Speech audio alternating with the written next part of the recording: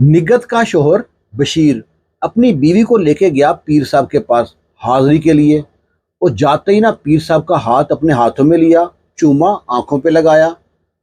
पीर की जो निगाहें थी ना बशीरे की बीवी पे थी, उसके दूधिया हाथ और जो चेहरा आधा नजर आ रहा था ना, उसका दीवाना हो गया।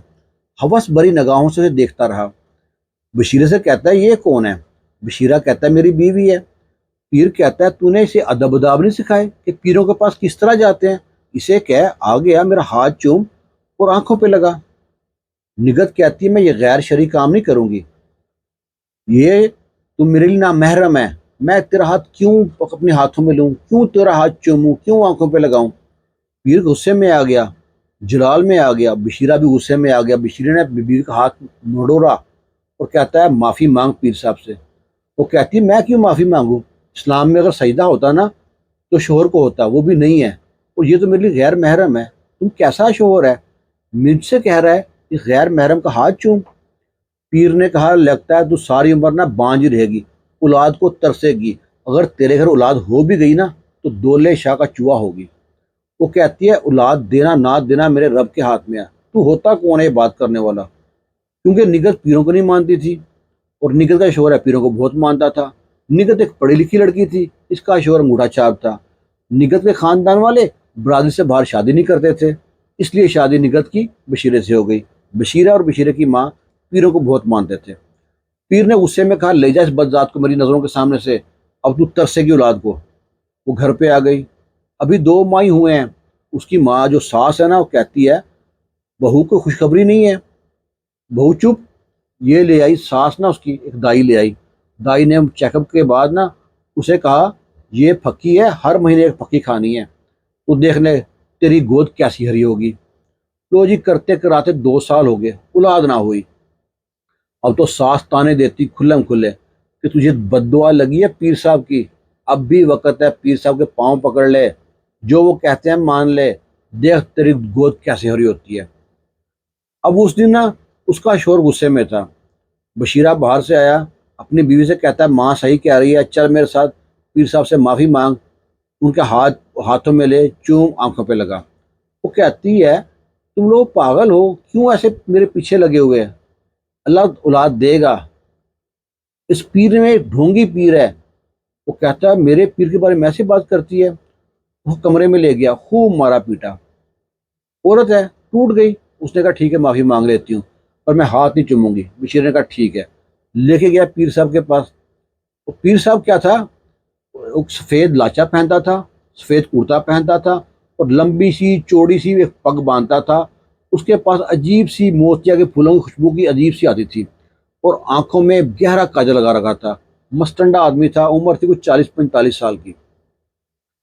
अब ये जाके ना बशीरे ने अपनी बीवी को पीर साहब के कदमों में फेंक दिया। पीर साहब, आ गई आपकी गुनाहगार, इस तरह माफ़ी दे दे, चल मांग माफ़ी। अब निगत ने कहती है, मुझे माफ़ कर दें, जो मुझसे गलती हो गई है। पीर कहता है, माफ़ी ऐसे नहीं मिलेगी, मेरा हाथ अपने हाथों में ले, चूम इसे और आंखों पे लगा। निगत कहती है, मैं ये काम नहीं करूंगी, मैं शोहर से कह के आई हूँ, उससे माफ़ी मांगूंगी और मैं गैर महरम के हाथ नहीं चूम सकती। वो कहता है, ये नहीं समझेगी, ये कोई बड़ा नुकसान कराएगी बशीरे तेरा। या तो इसका तू बंदोबस्त कर ले, अगर तुझसे नहीं संभलती ना तो मेरे पास छोड़ जा 4 दिन के लिए। देख मैं कैसे इसको तीर की तरह सीधा कर दूंगा। बशीरा कहता है, ठीक है पीर साहब, इसको आप रखें 4 दिन के लिए, मैं 4 दिन बाद ले जाऊंगा। निगत परेशान हो गई, मेरा शोहर पागल हो गया है, मुझको गैर महरम के साथ छोड़ा 4 दिन के लिए। ये तो अभी मेरा हवस भरी निगाहों से देख रहा है, मेरा क्या हाल करेगा?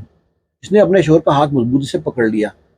कहती है, अल्लाह के बंदे, तू समझ नहीं रहा ये पीर क्या चाहता है? ये ढोंगी पीर है, ये जानी पीर है, ये मेरे जिस्म से खेलना चाहता है। इतनी बात सुननी थी कि पीर जलाल में आ गया। बशीर से कहता, बशीर तू जा, मैं इसका बंदोबस्त करता हूँ, आज इसके लिए पढ़ाई शुरू करता हूँ। बशीरा चला गया। पीर ने फौरन आवाज़ दिया, एक मोटी तगड़ी औरत आई है और इसकी बीवी का, निगत का हाथ खींचा है और खींचते ले गई है एक कोठरी में, जैसे जेल की कोठरी होती है, जाके बंद कर दिया। निगत चीखती है, दरवाजे को दस्तक देती है, धक्के देती है, कोई खोलता नहीं, कोई आवाज़ सुनता नहीं है। निगत ढूंढती है कमरे में कोई खिड़की मिल जाए, यहाँ से भाग सकूं, कोई रास्ता ना था। اللہ سے بڑی دعائیں کی، اور نہ نگہت پہلے ہی بیچاری مار کھا کے آئی تھی اور بھوکی پیسی تھی، کمرے میں بند رہی، اسے اپنے آپ کو سمیٹ کرنا ایک کونے میں بٹھا لیا، اور کب آنکھ لگ گئی پتہ نہ چلا۔ نگہت کی آنکھ کھلتی ہے جب پیر آتا ہے کمرے میں، پیر کمرے میں آتا ہے، نگہت کی طرف بڑھتا ہے، دروازے کی کنڈی لگاتا ہے اور نگہت کے پاس آ کے بیٹھ جاتا ہے، کہتا ہے ہاں تو کہتی تھی نا تیرا رب یہ کرتا ہے اور وہ کرتا ہے، دیکھ آج میں تیرے ساتھ کیا کرتا ہوں۔ اس کا جو نقاب پورا کھینچ دیتا ہے اور کہتا ہے میں تیرا دیوانہ اس دن سے ہو گیا تھا جس دن میں تمہارے دودھیا ہاتھ دیکھے تھے، تمہارا یہ جو خوبصورت چہرہ ہے نا، یہ بشیرے کے لیے نہیں ہے، صرف یہ پیروں کے لیے ہے۔ وہ کہتی ہے اور تو کیا سمجھتی ہے، تو بانج ہے؟ تو بانج نہیں ہے، تو یہ دائی گئی تھی نا تیرے پاس، وہ دوائی جو پھکی دیتی تھی تو کھانے کے لیے، وہ پھکی اس طرح کی تھی تو یہ اولاد نہ ہو، یہ سارا میرا پلان تھا، میں چاہتا تھا کہ اگر تجھے اولاد ہو گئی تو بشیرے کا یقین ہو جائے گا اللہ پہ، اور اللہ پہ یقین ہو گیا تو لوگ ہم سے ڈریں گے نہیں، اس لیے میں یہ کرتا تھا۔ اور گاؤں کی جتنی بھی لڑکیاں ہیں، عورتیں ہیں، جب میری بات نہیں مانتی ان کو میں اس طرح ہی قابو کرتا ہوں۔ تو اکیلی ہے جس نے اتنی ضد کی ہے، ورنہ 4-6 مہینے میں میرے بستر کی زینت بن جاتی ہیں ساری عورتیں، اور گاؤں میں آدھی زیادہ میری اولاد ہے، اور تجھے بھی آج میں اپنا بچہ دوں گا۔ اس جب سنا، ساری کہانی سنی، نگہت نے اس کو مارنے کو دوڑی ہے، اس نے نگہت کو دونوں ہاتھوں سے پکڑا ہے اور پھینک دیا بستر کے اوپر۔ نگہت چیختی ہے، چلاتی ہے، بچانے کی بہت کوشش کرتی ہے، پر اپنی عزت بچا نہیں پاتی۔ 4 دن تک اس کے ساتھ ننگا ناچ چلتا رہا، اسے مارتا رہا، پیٹتا رہا، جگہ جگہ زخم کر دیے، کپڑے پھاڑ دیے۔ چوتھے دن جب اس کا شوہر بشیر آتا ہے، اپنی بیوی کی حالت دیکھتا ہے، بال بکھرے ہوئے ہیں، کپڑے پھٹے ہوئے ہیں، چہرے پہ نشان ہے، کہیں زخم ہے، کہیں سوجن ہے، وہ غصے سے دیکھتا ہے پیر صاحب کی طرف، ابھی بول نہیں والا تھا، پیر کہتا ہے بشیریا پریشان مت ہو، تو خوشیاں منا، تو باپ بننے والا ہے، چھوڑ دے زخم کو۔ اس کے اندر جو تھے نا موکل، وہ میرے موکلوں کے دشمن تھے، ان کو نکالنے کے لیے مار پیٹ کرنی پڑی ہے، موکلوں کی لڑائی ہوئی اندر، یہ زخم باہر کے ہیں، فکر مت کر، تو جا گھر۔ بشیرہ خوشی خوشی بیوی کو ساتھ لے کے پہنچتا ہے گھر پہ، گھر پہ پہنچتا ہے، بیوی نے اپنے آپ کمرے میں بند کر لیا، روتی رہتی بس، اور جب بھی روتی اس کے ذہن میں وہ بات جاتی نہیں جو پیر نے اس کا ظلم کیا 4 دن، بڑی پریشان تھی۔ ابھی ہفتہ 10 دن ہی ہوا تھا کہ اس کی حالت خراب ہو گئی۔ نگہت کی ساس نے بلایا دائی کو، دائی نے معائنہ کیا، کہتی ہے مبارک ہو بہن، تیری جو بہو ہے ماں بننے والی ہے۔ نگہت کو اتنا دکھ ہوتا ہے اپنے آپ پہ، دل کرتا ہے اس کو اندر ہی مار دوں، اور نگہت روتی ہے، اور نگہت کی ساس بڑی خوش، پورے گاؤں میں مٹھائیاں بانٹ، پیر صاحب کو مٹھائیاں بانٹ، اگر پیر صاحب بھی کرنی تھی نا، اور اس سے کہتی ہیں تو رو رہی ہے پاگل، دیکھ پیر صاحب نے تجھے کتنا کرم کیا ہے، پیر صاحب کی دعاؤں سے معجزہ ہو گیا تیرے ساتھ، تو ماں بن گئی، بس اب دعا کر کے تیرا جو بچہ ہو نا، دولت شاہ کا بچہ نہ ہو، صحیح بچہ ہو۔ نگہت روتی رہتی، کوشش کرتی میں بچہ پیدا نہ کروں۔ 9 ماہ بڑی مشکل سے گزارے، 9 ماہ بعد اسے بیٹا ہوتا ہے۔ اس کی ساس پھر مٹھائیاں بانٹتی ہے پورے گاؤں میں، پیر صاحب کو مٹھائیاں بیچتی ہے، بڑی خوشیاں کرتی ہے۔ نگہت اس کو اٹھاتی بھی نہیں ہے، نہ دودھ پلاتی ہے، نہ سینے سے لگاتی ہے اس کو، اور نگہت کا دل کرتا ہے میں اسے جان سے مار دوں۔ ایک دن نگہت کو بہت غصہ تھا اپنے آپ پہ، اپنے وجود پہ، اس نگہت نے ہاتھ بڑھایا بچے کے گردن پہ دبانے کے لیے، پھر ایک دم ہاتھ پیچھے کر لیا، کہتی ہے میں اس کی جان نہیں لے سکتی، اس ننھی جان سے کا کیا قصور ہے۔ اللہ سے دعائیں مانگتی ہے، یا باری تعالیٰ جس طرح اس نے میری زندگی برباد کی ہے نا، اس کی زندگی برباد کر دے۔ سجدوں میں، نمازوں میں جھولیاں اٹھا اٹھا کے یہی دعا کرتی رہتی۔ آخر کیا ہوتا ہے، ایک دن جو اس کا شوہر بشیر ہے بھاگا بھاگا باہر سے آتا ہے، ماں سے کہتا ہے ماں جو ہمارے پیر صاحب ہیں نا، ان کے 2 بیٹے جنہوں نے آگے 3 بیٹے جنہوں نے آگے گدی نشین بننا تھا، وہ تینوں گاڑی میں آ رہے تھے، گاڑی کا ایکسیڈنٹ ہوا اور تینوں مر گئے۔ وہ اس کی ماں اور دونوں بیٹا پہنچتے ہیں پیر صاحب کی حویلی پہ، بڑا غم ہوتا ہے وہاں پہ۔ نگہت کے چہرے پہ تھوڑا سکون آتا ہے کہ بربادی شروع ہو گئی ہے۔ ابھی ہفتہ 10 دن ہی ہوتا ہے اس واقعے کو، جو پیر ہے اس کو فالج کا اٹیک آتا ہے، وہ غم برداشت نہیں کر سکا بچوں کا، اس کا پورا جسم پیرالائز ہو گیا، بستر پہ پڑا رہتا، اس پہ اتنی ہمت نہ تھی کہ کروٹ بدل لیتا۔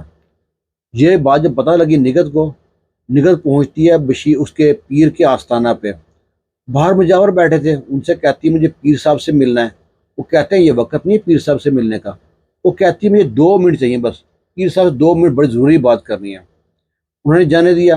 اندر گئی ہے، دیکھتی ہے پیر لیٹا پڑا ہے. پیر اس کو دیکھ کر نا اپنے ہاتھ اٹھانے کی کوشش کر رہا ہے معافی مانگنے کے لیے. اس کی آنکھوں میں آنسو آ رہے ہیں. نگل کہتی ہے تو کہتا نا تیرا رب کیا کر سکتا ہے، دیکھ میرا رب یہ کر سکتا ہے. اب تو ساری عمر اس بستر پہ پڑا رہے گا، ترسے گا موت کے لیے، تجھے موت نہیں آئے گی. تو نے میرے ساتھ 4 دن زنا کیا ہے، زنا بھی جبر کیا ہے، اور تو یہ بڑا پیر بنی پھرتا ہے. اپنے بچے بچا نہیں سکا، خود تو بستر پہ پڑا ہے، اپنے آپ کو بچا نہیں سکا، پیر بنی پھرتا ہے تو موت کو ترسے گا.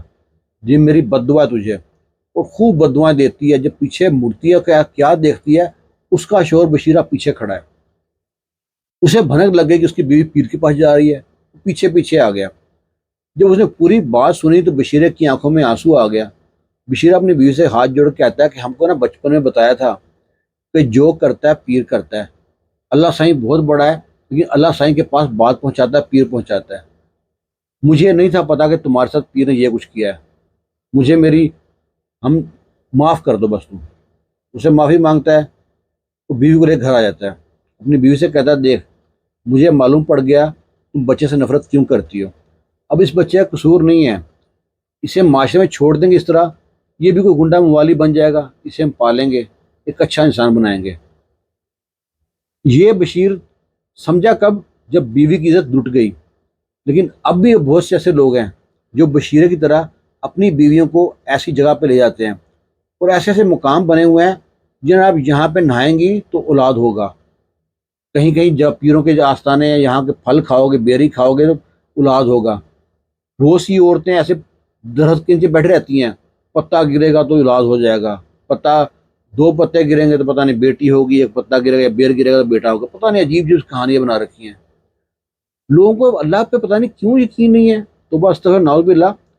اللہ تعالیٰ اولاد دیتا ہے، دے اولاد نہ دے، دے کے لے لے، لڑکے دے لڑکیاں دے، اس کے ہاتھ میں ہے. یہ پیر فقیر کچھ نہیں ہے. اسلام میں کہیں بھی پیروں کا کوئی کانسیپٹ نہیں ہے. ہم نے کہاں سے نکالی ہیں پیر فقیر. اللہ تعالیٰ ہم کو ہدایت دے. دعاؤں میں جائے رکھنا. جمعہ مبارک. اللہ حافظ.